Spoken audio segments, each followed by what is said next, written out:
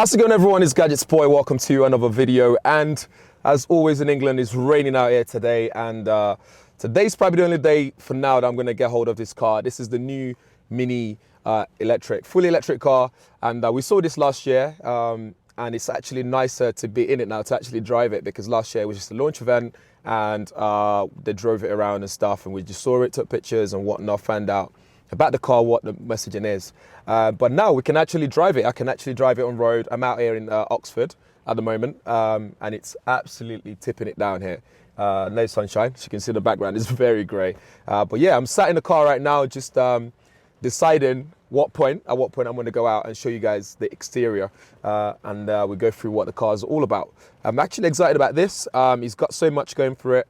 I know the last time we talked about this, people absolutely slammed the range of the car, but I know the messaging and I know what this car is about. It's not that car, it's a city car. And on average, people do 25 miles a day. And if you think about having a range that's 100 miles or so on this car, that's more than enough for someone who's going to be doing that and charging it every night before they go out again to go to work.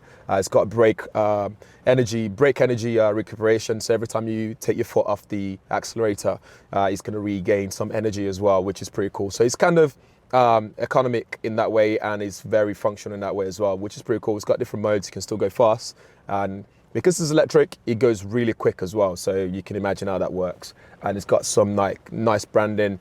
When you get in it or when you look at it from the outside, it looks just like any other Mini vehicle. So if you're a current Mini owner, when you see this car, straight away you understand that it's another Mini.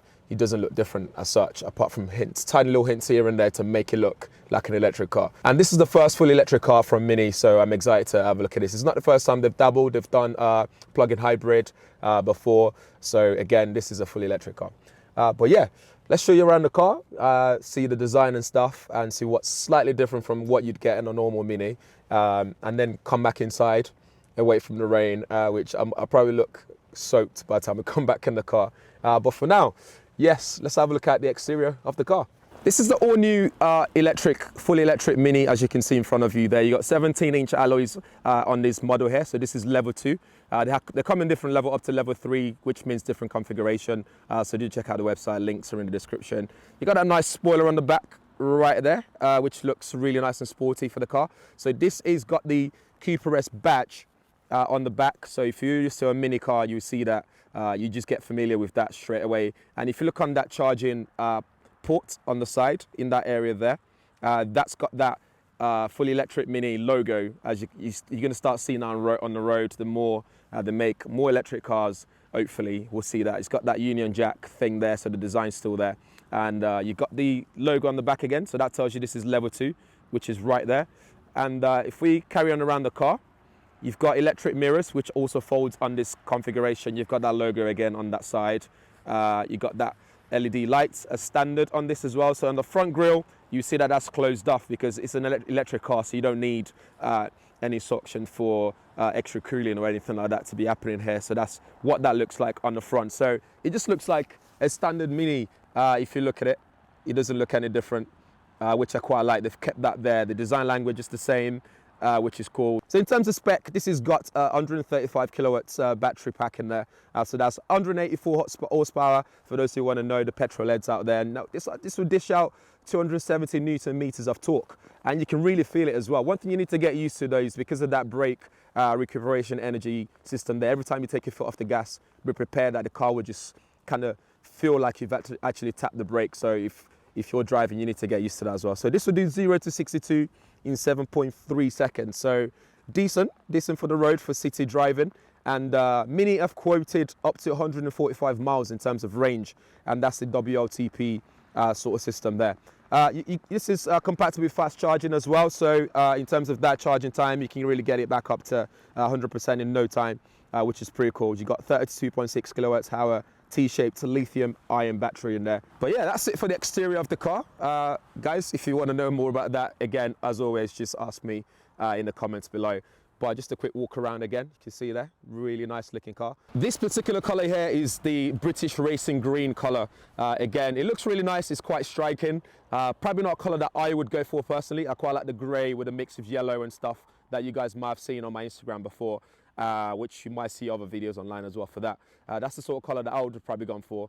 But this is nice as well. It's not bad at all. But let me know what you guys think in the comments below. So here we go. You see the interior of the car here. You got that big display, and in here everything just looks like a Mini, as you would get in any Mini car. You get all those nice buttons like toggles and stuff, and all the buttons as it is. That's touchscreen as well. You get the LED lights that goes around it as well. Again, that adapts to whatever you're doing. So if you're changing the sports mode, green mode down there, for example, that will change to highlight what you're doing.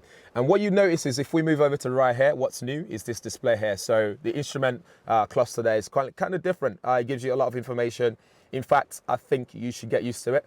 Get yourself familiar with what's on there, because sometimes it can look a bit of like an overload of information. So if I, let me just get the engine started here.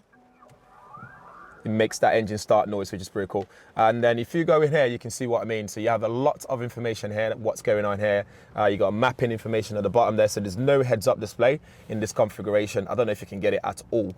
This is level 2, I believe. So they come in different levels. You got level 1 configuration, level 2, and then level 3. I think that's as far as it goes. So information here, you got your battery level there.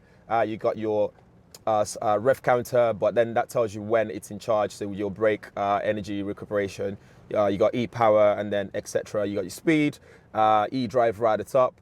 Again, here it tells you your range and your speed limit, where I am right now, which is 60. And this is just your mapping information. And then at the bottom there, it tells you mileage and battery level, 85% battery left there. And it's as simple as that. But first, it's kind of like in your face, and you need to kind of figure out what's what and what you need to be looking at each time you get in a car, and what's important to you to look at when you're driving as well. Things like your speed and range and so on, which is pretty cool. On here, your steering wheel, everything's pretty similar to any other Mini. So you got your volume control and stuff, voice control, you got your speed stuff, so cruise control stuff there, so you can do that with speed limiter, and your horn.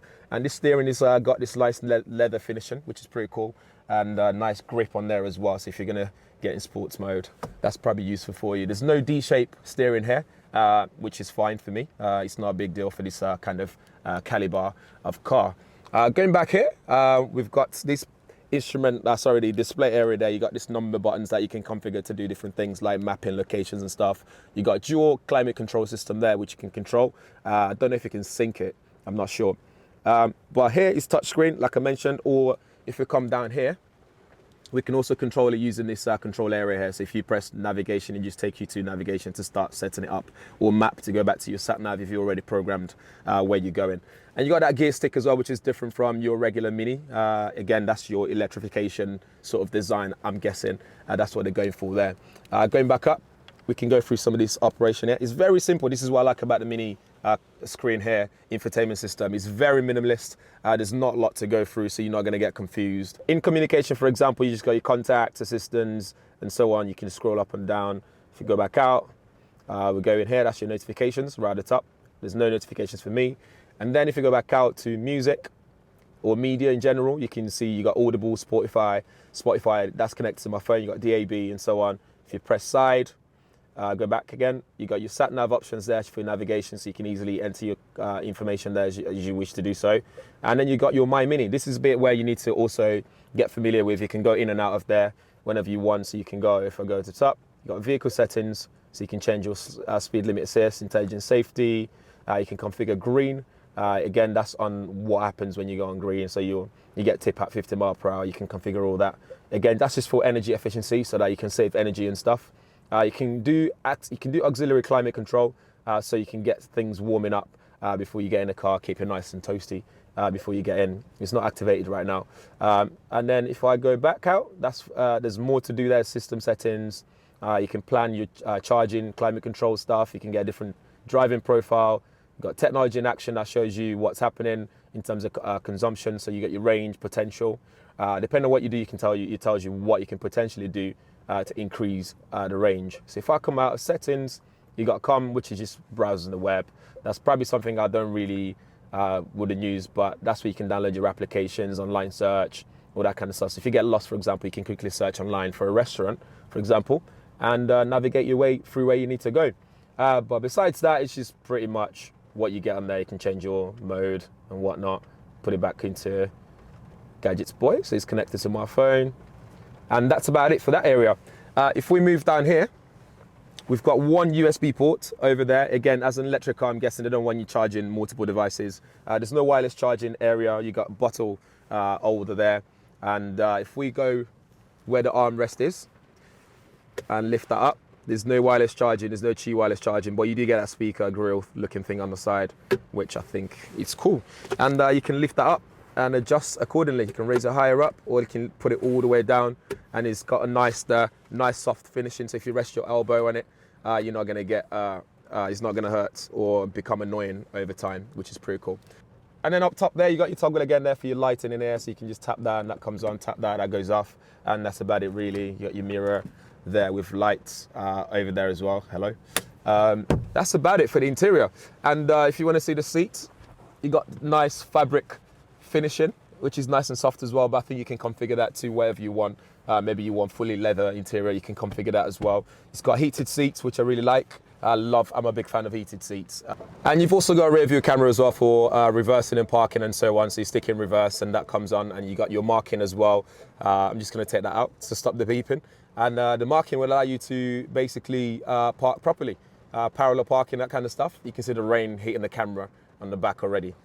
So on the sports green toggle, so if we tap that, if I'm tapping up, I know you guys can't see it at the same time, but you can choose sports. If I go down, you can choose mid. By default, it starts with mid, and then you go down again to green on eDrive, and then you can go green plus. When you go green plus, all the things that can consume energy gets disabled.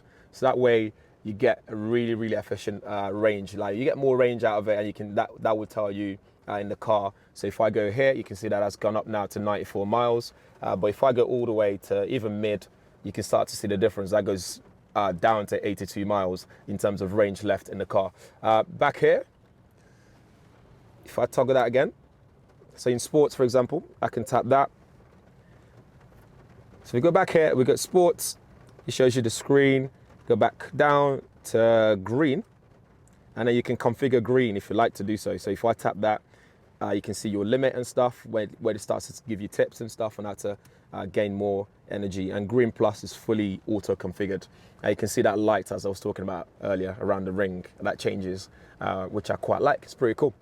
It's also worth mentioning as well that you can use Apple CarPlay with this. If you're connected to your iPhone wirelessly via Bluetooth, you get Apple CarPlay and take over that display. It's not connected. I haven't activated CarPlay right now, but it's just worth mentioning that that's also available on this infotainment system. So that's it for the Mini fully electric car. Guys, let me know what you think in the comments below. If you have any questions, feel free to drop them as well. I'm on Twitter at GadgetsBoy if you want to have a conversation there as well. But yeah, all the relevant links and information will be in the description area, so do check it out. And apologies for the weather and what this video looks like. But I kind of like this vlogging style thing going on with this video. Usually I get it all nicely polished and stuff. But yeah, if this is your first time on the channel, make sure you subscribe as well. Hit that bell notification so you'll be one of the first people to know every time I upload a video on this channel, which is every now and then, not too many videos on here. But yeah, thanks for watching. I'll see you guys in the next one. Peace.